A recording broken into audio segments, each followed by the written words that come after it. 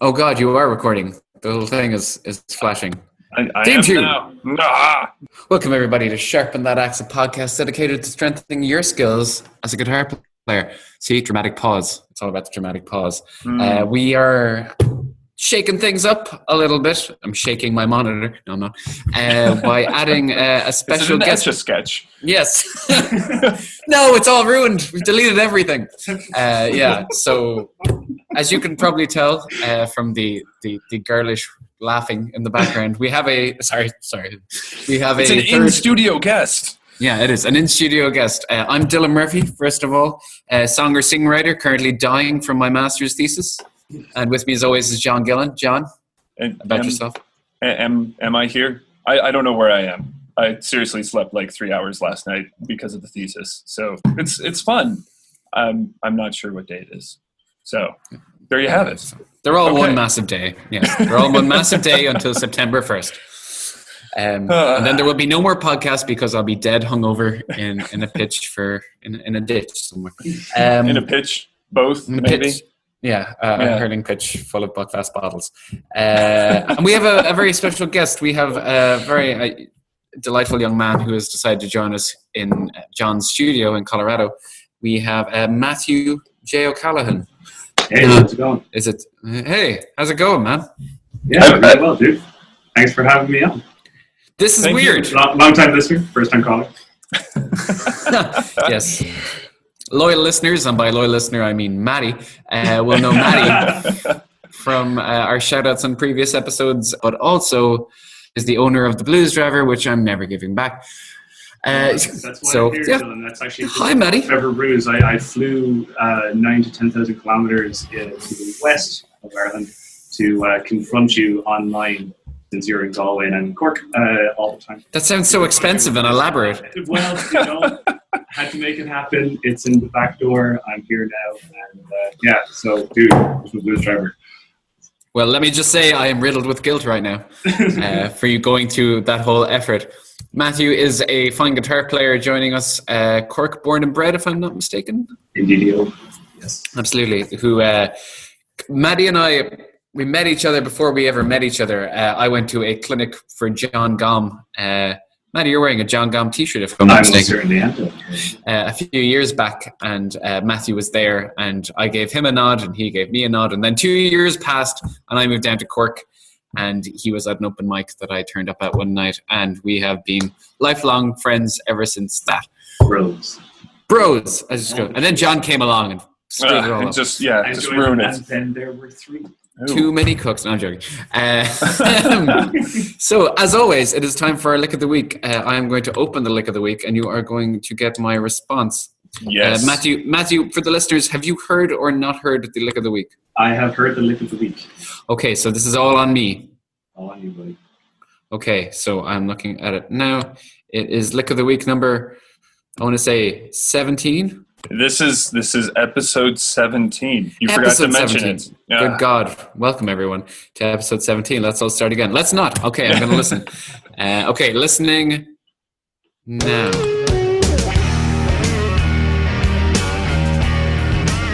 Oh.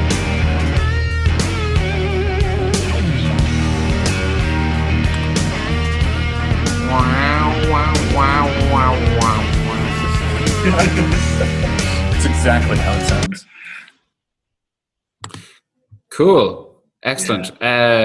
This is a kind of a direct reference back to last week's episode where I described one of Voodoo Child's bends as being one of my favorite moments in music ever. So, Indubitably. But this is not the original Voodoo Child. This is the Stevie Ray Vaughan cover, if I'm not mistaken. Yes. Oh, yeah. Yes. Huzzah. Very good. Yes, fantastic Hendrix cover artist at any point, at numerous occasions. I think Voodoo Child, I think Stevie Ray Vaughan's version is my favorite of Voodoo Child ever. Though the Corrs did once cover Voodoo Child. The Corrs. Really? Not Voodoo Child, Little Wing. Oh. Yeah, that'd be weird. Man. Fiddle through a wah-wah pedal. I'd say Little Wing is probably my favorite Hendrix song. Like that's, yeah. I would go with to be perfectly honest. And the Stevie Ray Vaughan cover for that too is absolutely delightful. It's like 2 minutes and 15 seconds of just. So that brings us on to our talk of the week around pedals, which is commonly known as Pedal Talk. Pedal Talk theme tune. Yay! I'll put that in your corner. Yeah. Thanks, buddy. So, John, do you want to introduce our pedal for this week and why we're talking about this pedal? Well, I think it's a nice segue with the Stevie Ray Vaughan and the Voodoo Child there. We've got this week is the wah. So for any of our regular listeners, you know that Dylan and I have a little back and forth, a tete-a-tete, as it were. Our one listener here in the studio, and you're going to listen to it though, right, Maddie? You're going to still listen even though you're on it. You better. We're counting on you. Press play. I don't want to hear my own voice. So, but yeah, the wah. So as you know, we have a little bit of a disagreement about the importance of a wah on the pedal board. But as I've said, it is a useful pedal. It's an important pedal, but I wouldn't necessarily put it as a must-have on a pedal board. But Dylan, you would probably disagree with me. Yeah, I'm a fan of the wah, man. I don't know what it is. It's Kirk Hammett. That's what it is. That's exactly what it is. It's because I got that Kirk Hammett tattoo, and when it's used right, there's nothing better. I mean, you get people like Dimebag or feckin' Van Halen or anyone using the wah. It's just, it's a beautiful thing.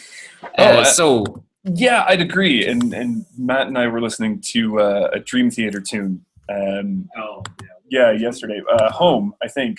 And it's just this massive riff that he swells that wah on, and then just like two big chord hits on it as well. It's just fantastic. It came out of nowhere as well. And like John was saying, it's, the contentious use of the wah, but it's John Petrucci being John Petrucci, just using it to the fullest sense and making his guitar sound like a mountain with a wah on top. Yeah, it's incredible. It's actually one of my favorite uses of in a modern sense that I've heard, and I hadn't heard before until John threw it on. It's just I was totally taken aback with it. Amazing. It made me want to just buy every Dream Theater album ever and then spend $250-$300 on a John Petrucci signature. Wow. And use that for acoustic guitar playing. Yeah, there you go. That brings us into kind of like types of wah. I mean, are there different types? So I guess to start with what the wah does first, and most people are familiar with that wow wow sound, but really what's happening is it's a really fast pan on the tone color essentially on your guitar. You can sort of simulate it if you just take the tone knob and you move it really fast after you play a chord. It's not quite the same because it's not quite as harsh. No. But it's interesting because the wah sort of comes from Vox originally was trying to design, they had amplifiers for horns and that sort of thing. So you could put a microphone on it and plug it into the amp. And they had initially tried to produce this kind of tone pedal thing that would simulate mute for a trumpet. And there was this trumpet player named Clyde McCoy. So that was their target market for it. And one of the sound engineers decided to take this tone pot and put it into a volume pedal. And that's how you got this wah. And they tried to market it as for the horn. And it really wasn't that successful. But of course, once guitar players got a hold of this, so this was the early Vox wah. And then after that, they started releasing it as the Crybaby. Vox originally had that name for it, but they forgot to trademark it. Oh, God. Face palm. Yeah. So essentially, Vox was selling this thing, and they stuck the name on it. It was like 1967 or whatever, and they stuck the name on it, Crybaby. But they never put their name on it. And then years down the road, Dunlop managed to trademark it, and Vox is left with their Vox wah is just some sort of number. But I can't remember what it is. It's the 847, the Vox 847 and the 847A. Those are the like Area 51 and Area 51A. They're very, very similar, but apparently the 847A is superior. I should know because I had a Crybaby for a while, like the original, and I wasn't really digging it. And then I was looking around, and everyone like online told me to get the 847A, and then I put a decent battery into my hat, and it actually fixed all the problems that I was having with it. Really cheap with my batteries. So I still have that. It's a good wah. John, do you have any wahs?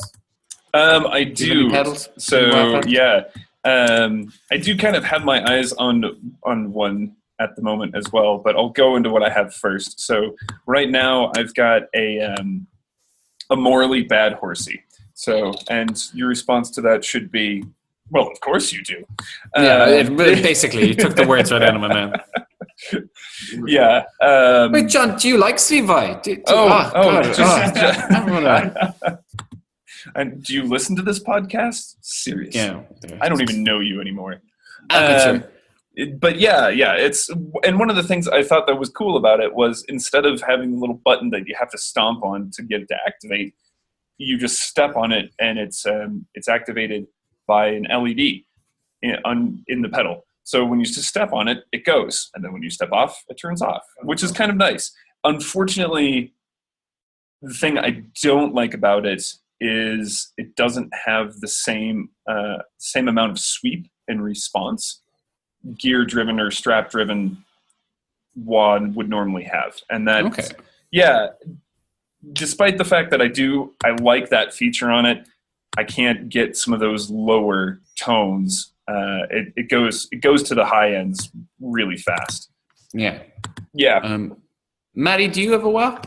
I have one that I'm going to say borrowed in the inverted commas that a friend, former housemate of mine left me. It's the Vox Vox Classic.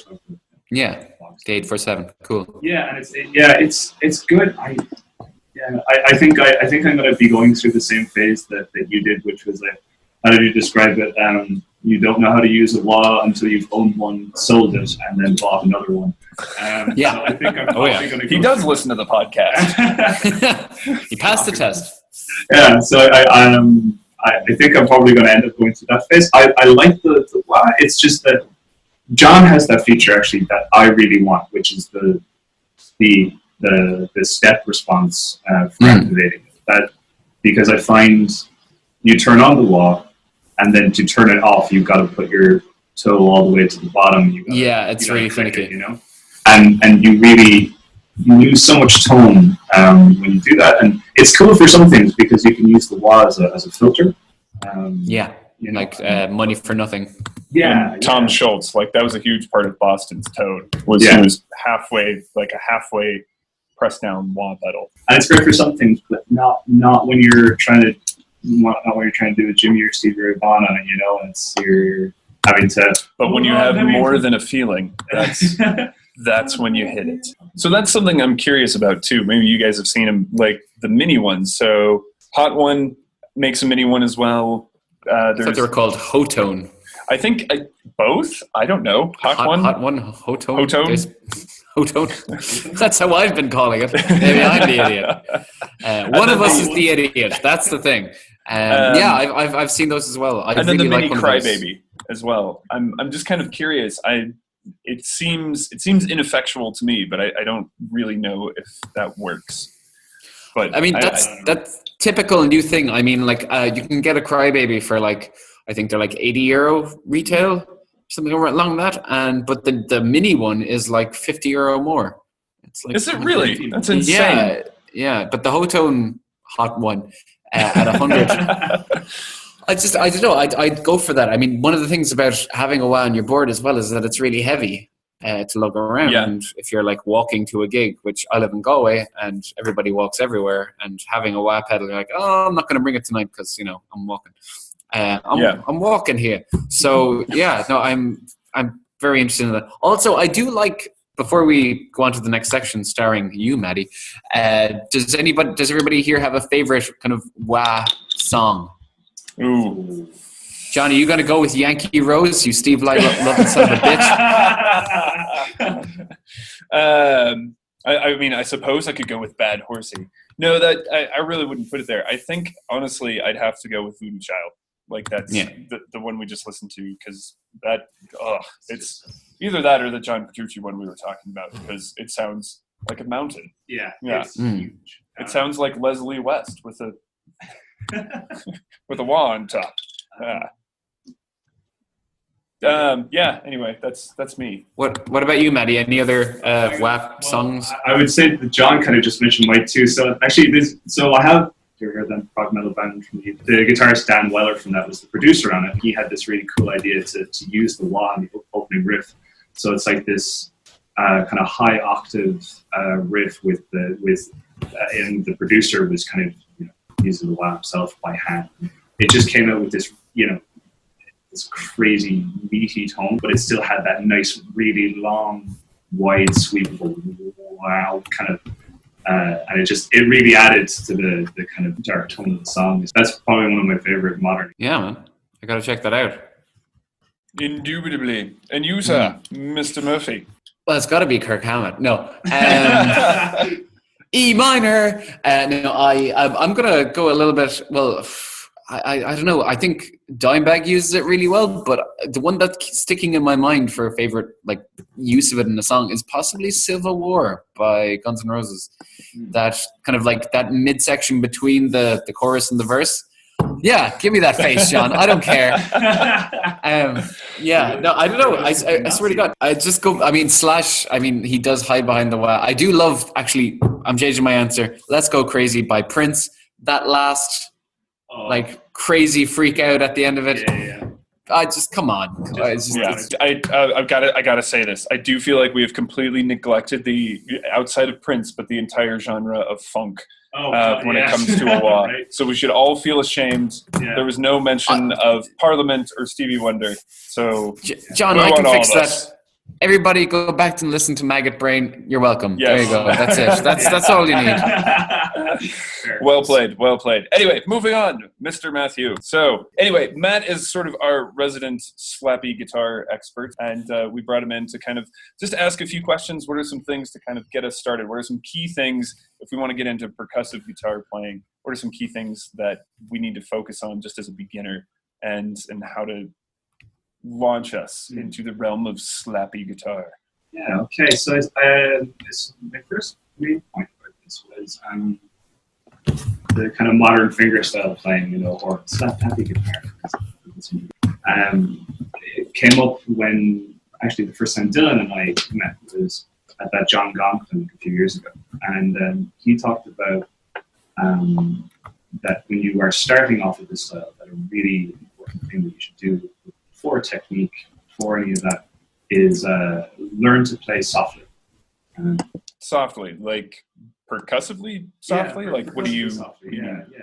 So the reason being there's kind of three major points. One is that is for definition, one is for your own personal health, and also the health of your guitar.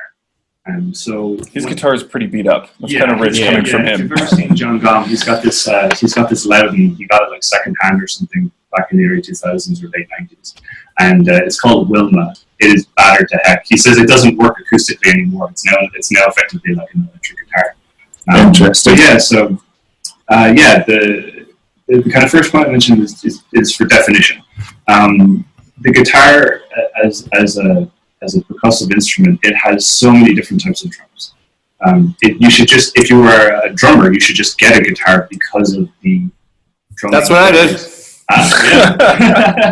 And you got the girls with it too. Yeah, so much better. Aren't you glad you changed? Oh gosh, yeah.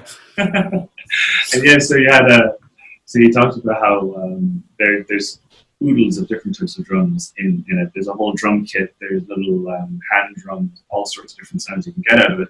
I suppose for your own health, I don't know how much either of you guys have had to go through the horrors of repetitive stress injury, RSI, or tendinitis, or anything like that. But I've certainly kind of flared up my hands, particularly on my right hand, where a lot of the percussion would be done. Is done through the accessibility of the soundboard of your right hand. If you're a right-handed guitar player, obviously. If you're a left-handed guitar player, it's going to be there. I hurt my wrist really badly a lot from doing kind of kick drum effects on different parts of the guitar. And it was just solely down to how I was hitting it, because it was really hard. I thought you needed to be loud, because that's kind of the fun of the style, is I think you bring up an interesting point in general. I think it's important for guitar players to kind of take the time to take care of themselves, take care of your hands, you know, do a little bit of stretching. And if you are having a bit of tendonitis, kind of, I would say find a teacher or somebody who knows something about Alexander technique or something like that allows you to kind of better position yourself for playing. Yeah, hugely important. And so I learned the hard way. So please, listener, learn from my mistakes and have good posture and all the rest of it. The other kind of main point I wanted to bring up is something that I learned from my friend Chris Woods. He's a superb UK fingerstyle guitar player who is very much at the forefront of this. He's got a great book called Percussive Acoustic Guitar. I believe it's from Hal Leonard Publishing. And he's got a lot of videos up on YouTube of him kind of discussing this as well. So he thinks of the way you should do percussive movements in the same way that you should do your strumming patterns, which is effectively in ups and downs. Like that. So it be your right or your left-handed guitar player, whatever is over the sound hole, whichever hand, that hand should be fluid in its movements. And so, you know, think of the movements and then also think about then how they will work within the song. Because we're guitar players and not drummers, we're also having to think about, you know, the notes, the melodies, the bass lines, the chords and stuff, and the harmonies. So he kind of talks about these kind of up and down motions. And if you look up on YouTube, you'll come across a couple of really great videos that he has discussing that very point. He goes really in depth into them in a basic way. It's not overwhelming or anything. And incorporate the entire guitar while you're doing the kick and the snare drums effects too. Cool. Cool, man. And just kind of one last point to maybe finish, if that's cool. Could you maybe suggest 3 albums to listen to? 3 albums, yeah, okay. Personal favorite, is it? My go-to is With These Hands by Eric Roach. That's my favorite. Eric Roach. It's one of my favorites too. Eric Roach has a great book. I believe it's called The Acoustic Bible. And it is everything you could possibly want to know. I actually have a copy of that. It's so good. It's amazing. And he has all those. He has fingerstyle, he's got percussion techniques, all the rest of it, and it's layered, so you can kind of get your skill level up in a 10-piece pieces of music as you go. But yeah, so album-wise, so you pointed out I'm wearing a John Gomm t-shirt. John Gomm is one of my absolute all-time favorite musicians across any genre or style. He has his 3rd album, Secrets That Nobody Keeps, is a masterpiece in my opinion. It's a phenomenal album. We got to see some of that in London, right? Yeah. We got to see that. Was ridiculous. It's just he's just insane. He's an animal. He is a big fan of Michael Hedges, who I would also say go listen to. Michael Hedges is kind of the Hendrix of acoustic guitar. Yeah, probably. I think that's a pretty fair summation. He has an album, Aerial Boundaries, one or the other. Aerial Boundaries is amazing, man. Yeah.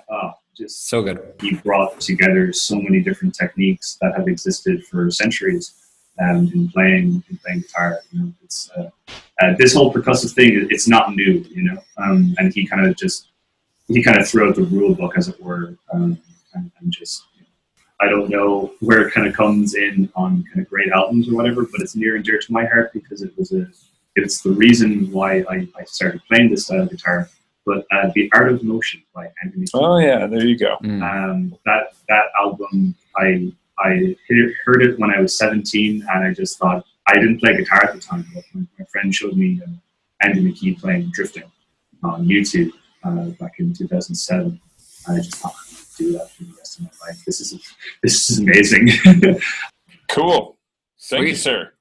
Thank you. Very informative. Anyway. And so moving on to what we've been working on. Mr. Murphy, why don't you take it? Well, guys, I don't know if I said this last week, but part of my thing about last month, my whole thing was learning a riff every week, riff every day from like different kind of genres and stuff. And this month, I'm going through trying to write a riff every day. And it's a really, really cool thing to do for me because I can't just write one. I'll sit down with the guitar and go, okay, I'm going to write a riff, and then I'll just play around with some stuff that I know, and something will come out. And by the end of this, like sitting down session, I'll have like 3 or 4 things to work with. And yeah, it's great. I mean, it's because this is basically it's like, you know, The Edge kind of says that he makes songs by basically stockpiling riffs, and then basically when there's other elements of the song like lyrics or vocal melodies, he basically just kind of puts them all together with this. So I'm basically trying to build up my riff nuclear arms kind of North Korea is going to kill us all. No, sorry, I had to put that in there. Man, what an embarrassing way for the world to end. Anyway, so I've basically been trying to riffs mostly outside the pentatonic box if I can. I've also found that practicing, like just having a drum loop on YouTube is a really good way just to kind of get a good rhythm going, and then just basically making shit up over on top of that. How about you guys? What have you guys been working on? You mean besides the thesis and moving house? Besides all that, John, yes, besides that. I've been kind of playing around a little bit, and something I've been working with students on too is just the idea of like 2 and 3 note chords. So not necessarily your standard triad shapes, but just kind of things that you would typically see playing around with looping pedals and that sort of thing, because it gives you a little bit more space, you know, when you're playing like the root and the third of a chord, but the third up an octave, right? People like Ed Sheeran, podcast is over. Use them a lot. But there's a whole lot more you can do with it besides what he does with it, which I think is interesting. And these are things too that if you go back a little bit further, you've got people like Wes Montgomery who've got great voicings for this stuff. Barney Kessel. There's plenty of good people out there who have used them way before that guy did. So, but anyway, yeah, just it's a handy little thing, kind of different, get you out of those standard bar chord shapes and start thinking a little bit differently about the fretboard. Absolutely. And what about you, Maddie? What have you been working on? I've been working on a bunch of things. I am working on new fingerstyle songs. My current one is a sound called Punctify by Justin King, which was made even more popular by guitar player named Ben Laps. And so a great example of including percussion and kind of slap bass techniques. If you want to have a look up at that song, great tune. What have you guys been listening to? Listening wise, since I'm here with John, I have been listening to an awful lot of progressive instrumental metal, and it's just been great. I've got welcome to America. Yeah. So a week ago I was in Texas, and all I heard was country and folk music, which is fine, except the stadium country music, which was a bit like listening to Bulldogs. Bro country, bro. Oh, that's so bad, dude. Zach Brown is the savior. I got my pickup genre. Truck and my Bud Light. So he's been introducing me to Situ and Sarah Longfield, to name a couple, and all the people I'm doing my thesis on. Yeah, pretty much. You've all heard about it. So I've infected Maddie. It's all over. And then in myself, another person in there. So a gentleman with a D. Anyway, by the name of Kyle Schaefer, who has just released his latest project, The Archaeologist. And of course it's called The Archaeologist. Of course it is. But anyway, where's his trowel? Is he actually sorry? Okay. No, he has a hat and a whip. Come on. Jeez, he's that cool of an archaeologist. Anyway. Sleeps with his students. Yeah. We all know Indiana Jones did that.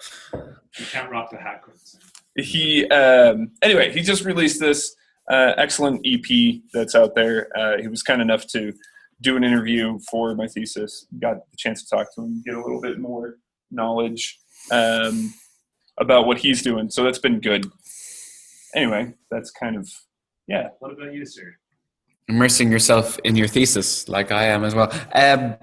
I went down a bit of because I started writing a new percussive slap happy song. I went back to one of my favorite slap albums, which is Ladies Night by Preston Reed. Oh, yeah, absolutely. Who I met, and he is a scary man. Yes, 6'5" and intense. just massive hands.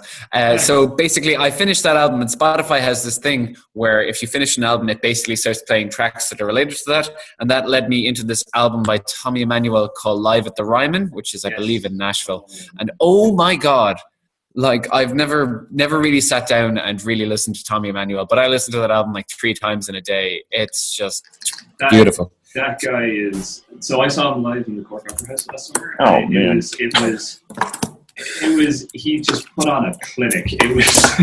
he was insane. It was. He can do anything he wants with the guitar, particularly like those cascading harmonics, with the most awkward-looking chord shapes I've ever seen in my life. I've attempted a few of them, and if you want to get carpal tunnel syndrome before you do anything else in life, I would recommend trying to do that. Like he did the introduction to Somewhere Over the Rainbow, his cover of that. Yeah, it's feasibly impossible. Like Tommy Emmanuel is an artist where I can listen to and I can just be totally happy that I'll never be that good, but I just enjoy the music so much. I've transferred over the line from envy to admiration, which is that's basically where I am with him. It's a good place he's just to be.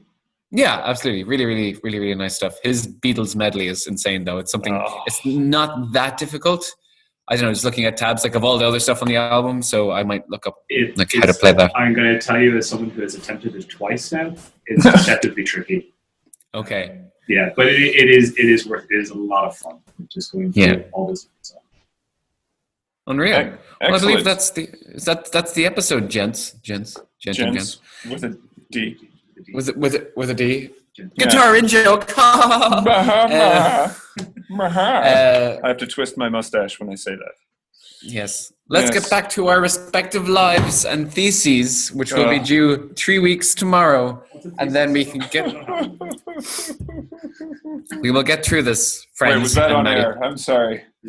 All right. Yes. Okay. Anyway, thanks so much, everyone. Check us out. Twitter, face page, all of the above. YouTube channel is now up and running. We'll be seeing more stuff up there, right, Mr. Murphy? Yeah, I'm working on it, John. Okay, it's very complicated. No, I understand. Crack the whip. Yeah, no, but yeah, so we're on all the social media. Please do hit us up. As a reminder, find us on iTunes and Stitcher, as well as our RSS feed. You can also find us on SoundCloud. But do go ahead, leave comments, notes. We've got some interviews coming up. Hopefully that'll be of more interest and more very technical exciting things. So lots of exciting things to come. And Dylan, anything else to add? Catchphrase. I mean, stay sharp.